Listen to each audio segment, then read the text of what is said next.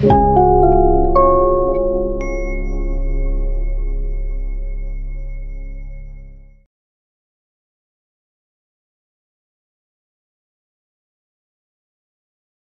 ini kita memasuki pertemuan yang ke-13 di mata kuliah kita, Agama dan Politik.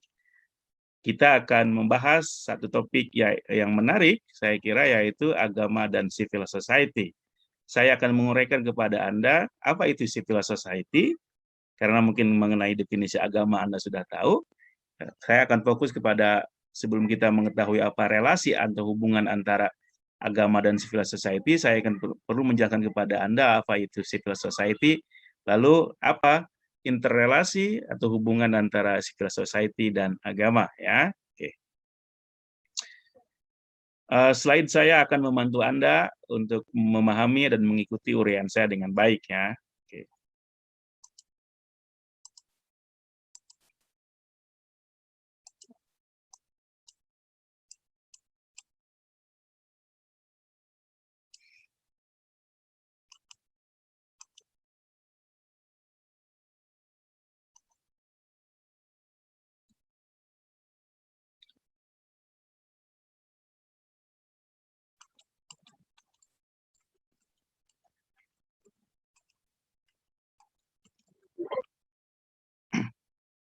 Inilah topik kita di pertemuan kita ke-13, agama dan civil society.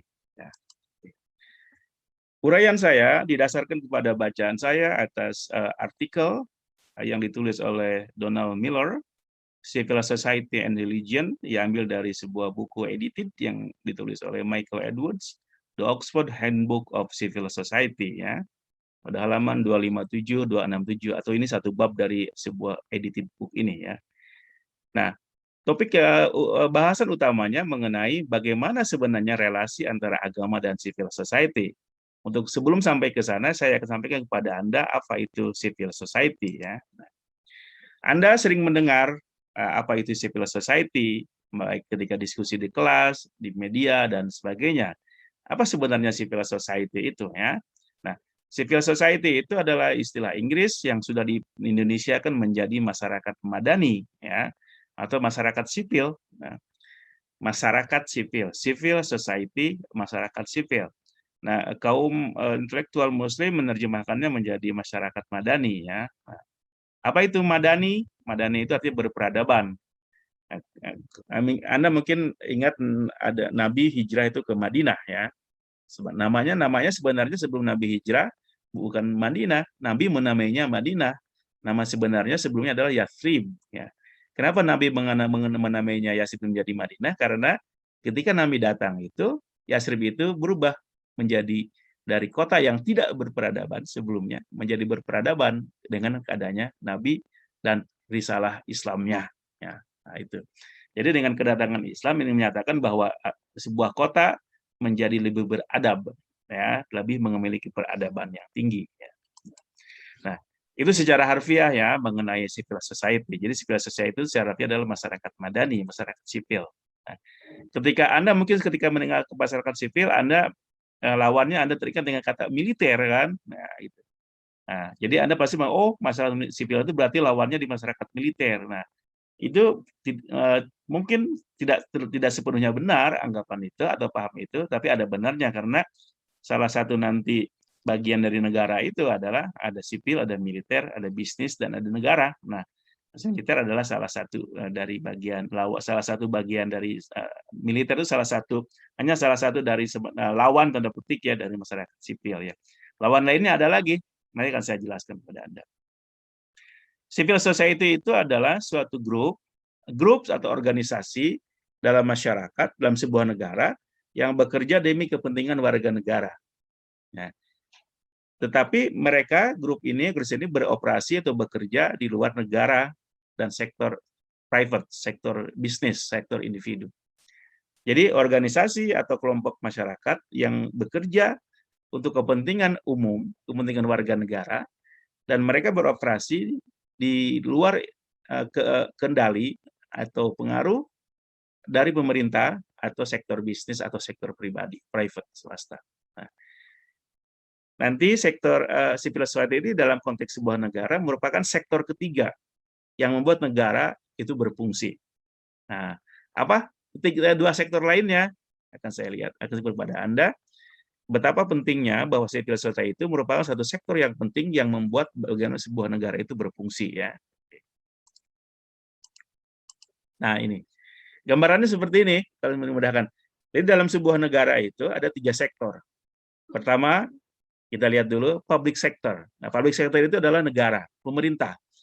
Jadi ada public sector, sektor publik. Artinya disebut publik karena memang sektor ini adalah bekerja untuk kepentingan publik dan dibiayai oleh publik. Dengan kata lain adalah negara. Negara ini adalah pemerintahan. Nah, pemerintah ini mungkin ada eksekutif, ada legislatif, dan yudikatif. Ini disebut dengan adalah public sector. Mereka bekerja untuk kepentingan publik, kepentingan rakyat, dan dibiayai oleh rakyat melalui pajak misalnya. Nah, dalam konteks Indonesia sekarang public sector ini dikepalai oleh Presiden Jokowi. Ya. Nah, yang kedua adalah private sector yang ini nih ya. Ada sektor private swasta. Nah, biasanya kalau private swasta yang disebut dengan sektor private ini swasta ini adalah melibatkan kaum bisnis atau kalangan pengusaha. Nah, mereka disebut private atau swasta karena memang mereka bekerja dengan modal sendiri untuk kepentingan diri sendiri, mencari untung misalnya. Nah, maka ini adalah sektor sebagai private sector. Nah, mereka ini bekerja di bidang ekonomi, di bidang pengusaha dan sebagainya.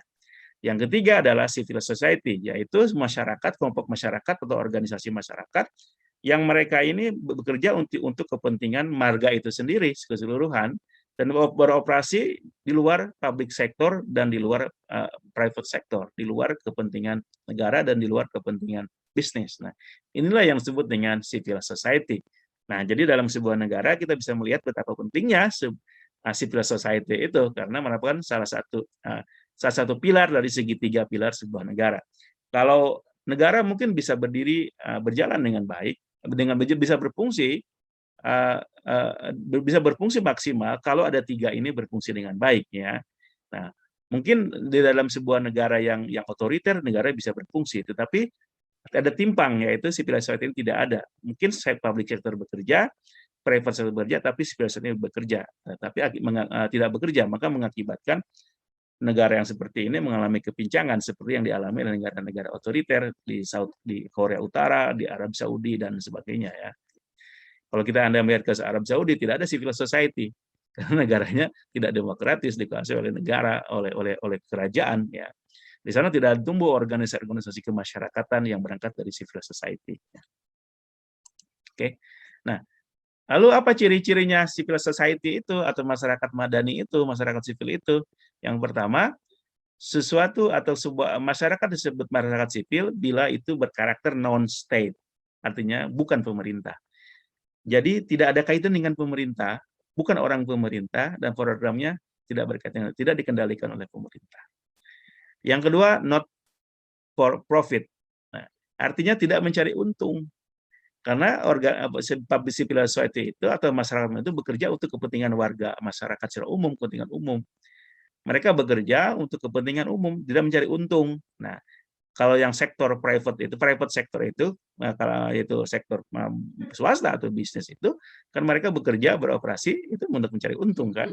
Nah, kalau civil society tidak, mereka tidak mencari untung, yang mereka cari adalah public good, kepentingan atau kebaikan umum. Nah, ciri yang ketiga dari civil society adalah voluntary, kesukarelawanan. Nah, maka dalam masyarakat sipil banyak volunteer, sukarelawan yang bekerja, mereka di luar pemerintah, di luar bisnis untuk kepentingan orang banyak, kebaikan orang banyak ya. Jadi ini adalah tiga ciri penting dari civil society ya. Nah, ada 2 komponen kalau kita ingin mengerti apa itu civil society atau masyarakat madani atau masyarakat sipil. Yang pertama, civic sphere, ruang civic yang pertama. Civic sphere atau ruang civic, yaitu apa itu civic sphere? Ruang publik untuk interaksi sosial yang demokratis dan rasional. Jadi di dalam masyarakat di dalam sebuah negara yang masyarakat sipilnya itu tumbuh dengan baik, ada ruang sipil. Nah, ruang sipil ini tentu saja bisa bersifat fisikal atau non fisikal. Di mana ruang ini adalah ruang yang demokratis, yang rasional, di mana seluruh warga siapapun itu bisa berinteraksi dengan bebas, ya, menyuarakan kepentingan warganya dalam ruang civic ini, ruang sipil ini. Ada civic ini, disebut dengan civic sphere. Yang kedua adalah ada civic actors, pelakunya. Kalau ada civil society, pasti ada ruang sipilnya, ada pelakunya. Nah, pelakunya disebut dengan civil actors atau pelaku sipil. Nah, pelaku ini harus dari warga negara, yang bukan negara, yang juga bukan orang bisnis. Ya. Untuk tadi bisa bekerja dengan baik demi kepentingan warga negara, karena kalau aktornya sudah negara, pasti ini ada intervensi negara, kepentingan negara. Atau kalau pelakunya orang dari kalangan bisnis, pasti ada kepentingan bisnis. Dan bisa mengabai atau merusak kepentingan warga. Tapi bisa saja dalam beberapa poin, dalam kasus tertentu, kepentingan dari tiga sektor ini bertemu di ruang publik itu. Kepentingan negara bertemu, kepentingan bisnis bertemu, kepentingan warga bertemu. Nah, ini yang ideal seperti itu ya. Oke. Nah, siapa ya, kalau kita ditanya siapa sebenarnya, kalau mau ditanya wujudnya apa sih civil society itu? Nah, biasanya kita kalau ingin sebut dengan civil society atau masyarakat sipil, masyarakat madani, itu identik dengan lembaga swadaya masyarakat atau LSM ya. Nah, jadi wujud yang paling nyata yang mudah kita identifikasi dari civil society adalah organisasi atau lembaga swadaya masyarakat. Nah, itu adalah wujud yang paling nyata yang mudah diidentifikasi dari civil society atau non governmental organization NGO. Nah, atau organisasi non pemerintah ORNOP ya. Nah, karena memang LSM yang paling mudah, yang paling konsisten dan paling fokus dalam perubahan sosial. Nah, ini berkaitan dengan teori gerakan sosial ya, kalau Anda pernah belajar dengan saya atau yang lainnya mengenai gerakan sosial. Nah, LSM ini atau organisasi pemerintah ini sangat penting dalam memainkan perubahan sosial. Nah, ini bagian dari gerakan sosial. Maka gerakan sosial itu sebenarnya adalah civil society in action, civil society yang sedang beraksi untuk merubah keadaan, perubahan sosial. Tetapi sebenarnya LSM itu hanya salah satu saja dari wujud nyata atau wujud yang terlihat dari civil society. Banyak hal lainnya, pihak-pihak lain, organisasi lain, lembaga lain yang merupakan wakil dari civil society. Ya, apa itu? Nah, ini. Nah, yaitu mewujud dalam civil society organization. Jadi bukan cuma LSM itu adalah salah satu wujud saja dari masyarakat society, masyarakat sipil. Tapi sebenarnya semua organisasi atau lembaga atau kelompok yang mewakili civil society itu adalah merupakan wujud dari civil society yang kita sebut dengan civil society organization, organisasi masyarakat sipil atau masyarakat madani atau singkat CSO. Nah, siapa saja? Banyak. Nah, dari yang pasti mereka dari lembaga non pemerintah dan non bisnis. Tadi non pemerintah itu sudah LSM tadi kan, non bisnis, lembaga swadaya masyarakat dan sebagainya. Orang-orang kampus, akademia, perguruan tinggi juga termasuk adalah organisasi civil society. Kita, Anda semua, orang-orang yang ada di perguruan tinggi merupakan salah satu bentuk dari organisasi civil society. Akademia itu adalah kalangan akademis perguruan tinggi, ada dosen, ada peneliti, ada mahasiswa, ada grup aktivis di kampus merupakan adalah contoh lain yang ternyata dari organisasi civil society.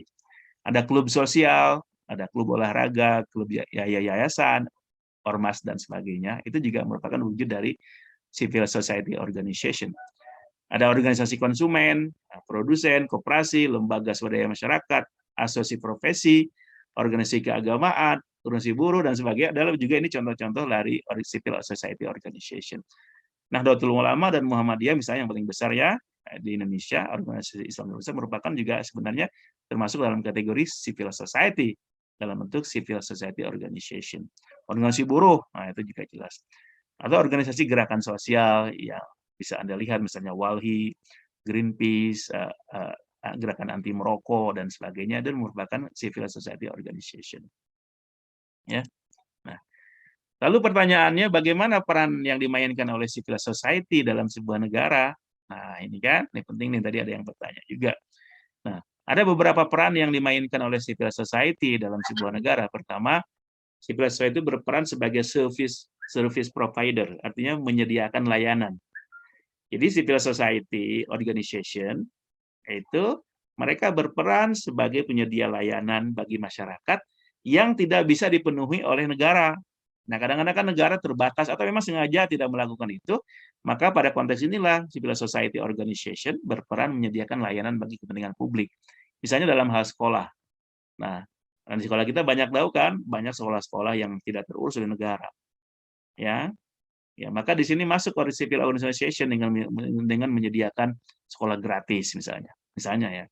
Kemudian kesehatan. Negara sekarang mungkin dulu tidak bagus, sedang kesehatan sekarang sudah bagus, maka civil society organization bisa menyediakan layanan kesehatan yang gratis atau lebih bagus daripada negara ya. Fungsi peranan kedua dari civil society adalah sebagai advokat atau campaigner, melakukan advokasi dan kampanye dalam bentuk melobi pemerintah atau pengusaha atau anggota DPR untuk membela hak-hak kepentingan umum, seperti misalnya membela kepentingan orang-orang marginal, hak-hak adat dari kelompok tertentu dan sebagainya. Yang ketiga, civil society berfungsi sebagai watchdog, anjing penjaga. Maksudnya mengawasi kerja pemerintah supaya bagus, bekerja untuk kepentingan publik, mengawasi supaya pemerintah bekerja dengan baik, bisnis juga bekerja dengan baik, mencegah korupsi dan sebagainya, kolusi dan sebagainya. Ya. Contohnya dalam bidang korupsi misalnya ada ICW, Indonesian Corruption Watch, itu salah satu contoh dari organisasi civil society yang bekerja di dalam mengontrol pemerintah dalam hal tindakan pemberantasan korupsi. Ya. Kemudian civil society juga berfungsi membangun kewargaan aktif, artinya mendorong semua warga negara itu aktif dalam membangun negara dan membangun kepentingan publik ya. Kalau tidak ada begitu kan kita cenderung, kalau tidak ada yang menggerakkan kita cenderung itu apatis kan, cuek aja terhadap urusan publik. Nah, dengan adanya civil society organization, maka setidaknya orang terdorong atau sedikit pedulilah untuk mengenai urusan-urusan publik ya, minimal di daerah yang Anda sendiri misalnya. Terakhir, civil society itu berperan dalam berpartisipasi dalam proses pembangunan global. Nah, civil society itu kan tidak hanya bekerja di dalam sektor nasional atau lokal, tapi juga ada organisasi civil society yang bekerja untuk kepentingan global ya. Misalnya ada yang untuk kepentingan publik, misalnya Greenpeace untuk pengendalian lingkungan secara global dan sebagainya ya. Oke. Nah, baru kita nih, kalau begitu apa hubungannya, apa relasinya antara civil society dan agama? Ya, Anda sudah mendengar penjelasan dari saya mengenai apa itu civil society atau masyarakat madani atau masyarakat. Lalu pertanyaannya sekarang, apa relasinya, apa hubungannya, apa kaitannya dengan agama? Ya, mata kuliah kita kan agama dan politik. Nah, kalau kita berbicara bagaimana relasi antara civil society dan agama, maka kita akan mendapatkan jawaban yang kompleks. Nah, jawabannya tidak tunggal. Nah, jadi ketika ditanya relasinya seperti apa sih agama dan civil society, jawabannya kompleks. Artinya tidak tunggal. Mengapa? Ini seiring dengan atau sejalan dengan fungsi agama itu sendiri di dalam masyarakat yang tidak tunggal. Nah, ya, kalau kita membaca teori sosiologis, kita akan membaca perkembangan para ahli sosiologi dalam memandang atau mendefinisikan agama. Nah, jawaban mereka variatif. Nah, karena itu kalau kita bertanya peranan agama terhadap sosial itu sekompleks para sosiolog awal dalam memahami agama. Contohnya Karl Marx. Marx berkata agama itu adalah opium, ya. Karena mengapa disebut opium? Karena agama itu membuat orang miskin tidak sadar akan kemiskinannya, akan ketertindasannya di bawah orang-orang kaya berjuis. Nah, dengan demikian agama itu berperan secara negatif mempertahankan properti, kemiskinan dan inequality, ketidakadilan di dalam masyarakat. Nah, oke. Nah, karena opium kan menyebabkan tidak sadar. Jadi Anda akan membuat Anda menganggap bahwa kemiskinan Anda itu adalah suatu yang bersifat divine, kodrati, padahal itu adalah sudah sosial. Nah, akibatnya agama dalam pandangan Marx itu adalah tidak mampu bukan sebagai unsur yang bisa membuat revolusi dalam sebuah negara, dalam sebuah masyarakat. Karena agama ya tidak mampu untuk membuat revolusi. Itu dalam pandangan Marx ketika dia menganalisis kondisi Jerman atau Eropa secara umum ketika itu di awal memasuki awal-awal era industrialisasi. Ya. Emil Durkheim misalnya mengatakan agama memainkan integrative role in society. Sebaliknya, kalau Max buram melihat agama, nah, peranan agama itu negatif, tapi Durkheim melihat peran agama yang positif. Menurutnya, agama itu punya peran penting, yaitu dalam upaya mengintegrasikan masyarakat, menjadi terikat dalam ikatan yang kuat masyarakat. Ya. Jadi, kenapa masyarakat berfungsi dengan baik? Karena memang salah satunya diikat oleh agama, ya, yang dipegang oleh masyarakat itu. Jadi positif menurut Durkheim. Bagaimana dengan Max Weber? Nah, Weber ini menarik nih. Kata Weber, agama adalah social change agent. Weber berpendapat agama itu adalah agen perubahan sosial.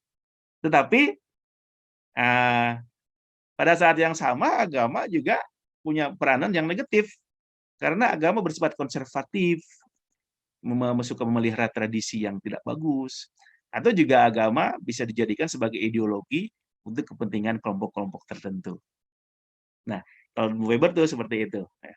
Nah, kita melihat kan definisi begitu tidak begitu kompleksnya pemahaman para sosiolog awal mengenai agama. Nah, karena itu ketika kita tanya apa relasi agama dengan civil society, maka jawaban kita adalah peranan atau relasi antara civil society dengan agama pun adalah bersifat kompleks. Oke, seperti kompleksnya peranan agama bagi masyarakat sebagaimana dijelaskan para sosiolog ya.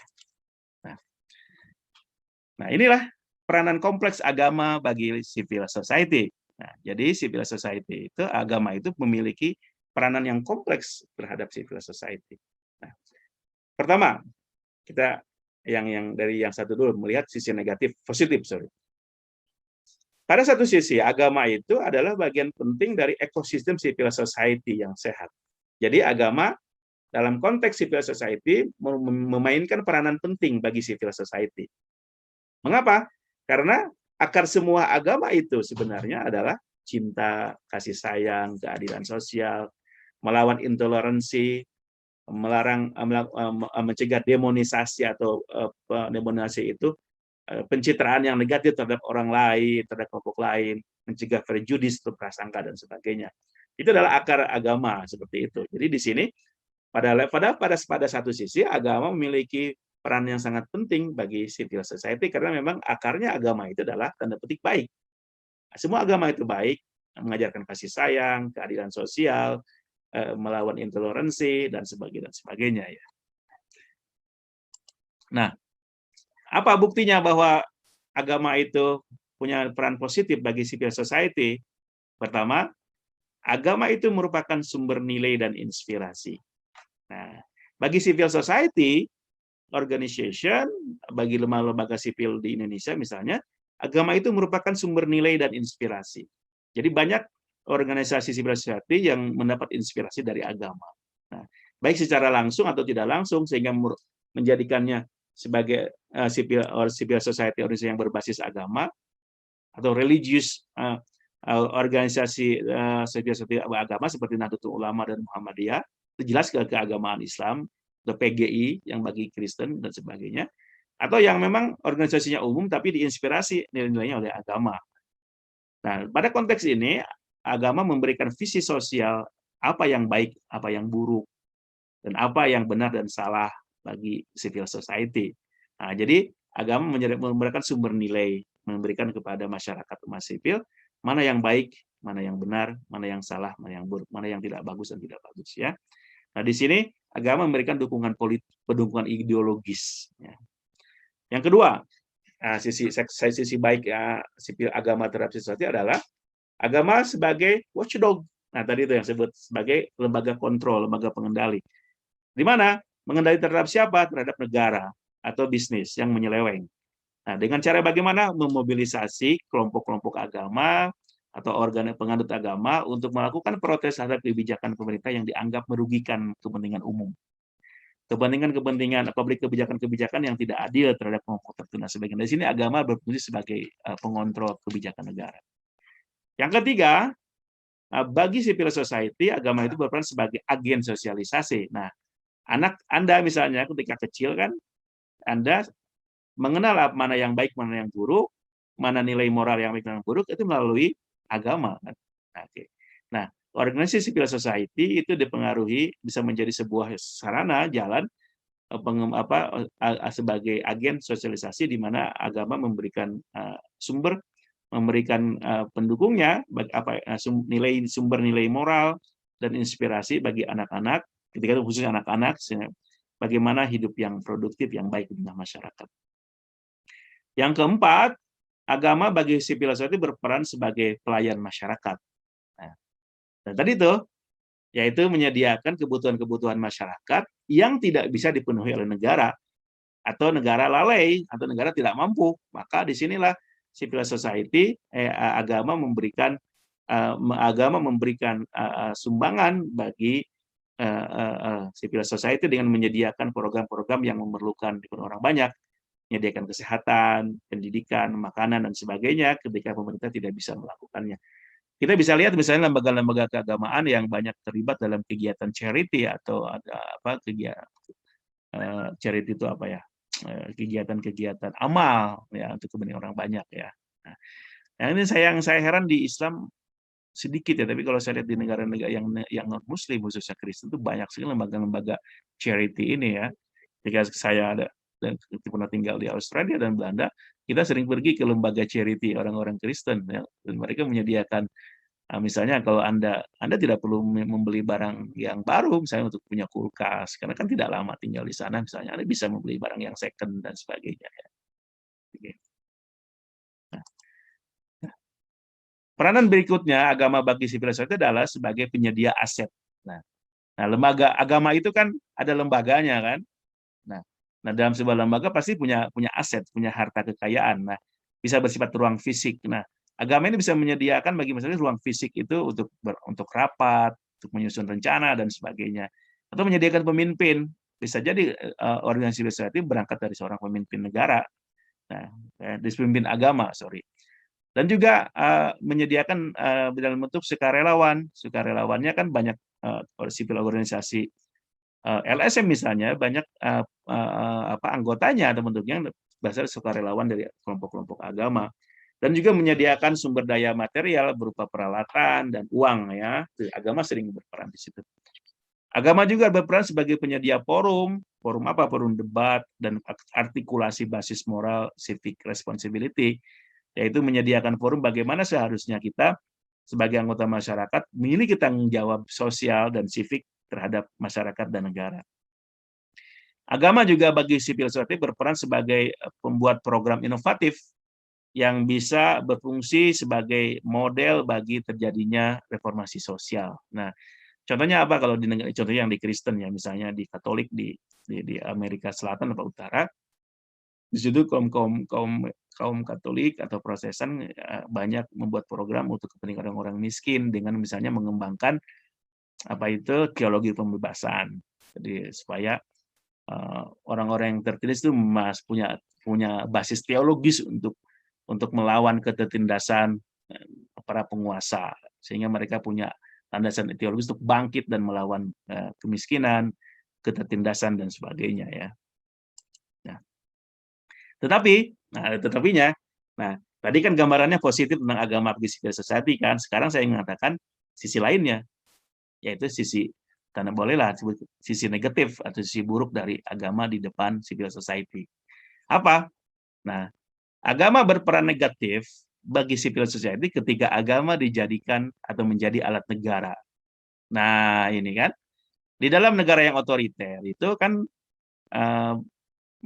kadang-kadang negara itu hanya mengakui satu agama resmi, sehingga agama yang lain dianggap itu adalah tidak resmi, sehingga orang-orang yang penganut agama lain itu tidak mendapatkan hak-haknya, dan negara lebih memprioritaskan penganut agama yang dianggap resmi, seperti itu ya. Itu banyak terjadi ya.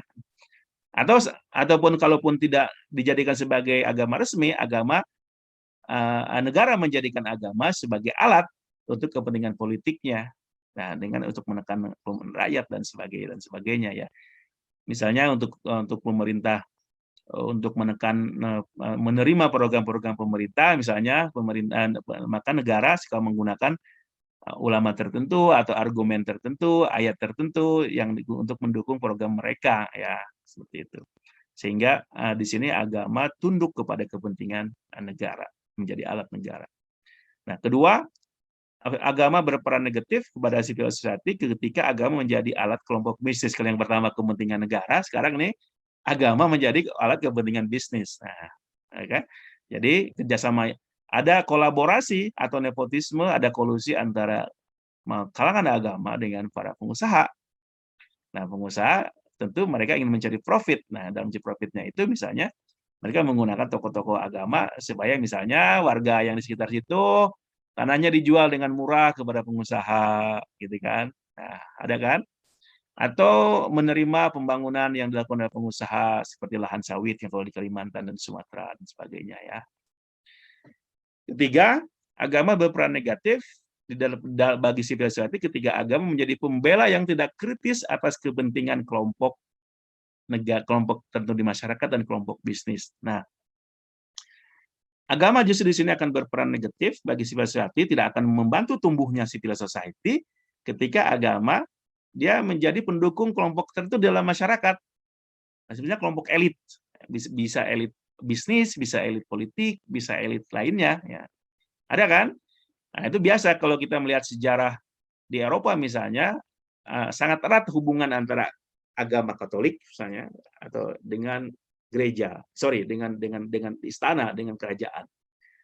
Nah, itulah yang menyebabkan terjadinya perlawanan terhadap gereja dan negara sehingga munculnya namanya disebut dengan sekularisasi itu. Ketika gereja atau terlalu dekat dengan negara, negara mengontrol masyarakatnya dengan menggunakan agama atau sebaliknya gereja menggunakan negara untuk kepentingan agamanya, maka terjadi ketidakadilan bagi masyarakat. Maka muncullah perlawanannya dengan nanti muncul dengan sebutan sekularisasi itu. Nah, okay. Termasuk yang tadi yang oleh Rohmat tadi mengenai sejarah agama sebagai privasi itu. Munculnya adalah karena memang ketika dominannya gereja terhadap masyarakat, negara begitu mengatur kehidupan pribadi masyarakat termasuk adalah agamanya, maka muncul perlawanan.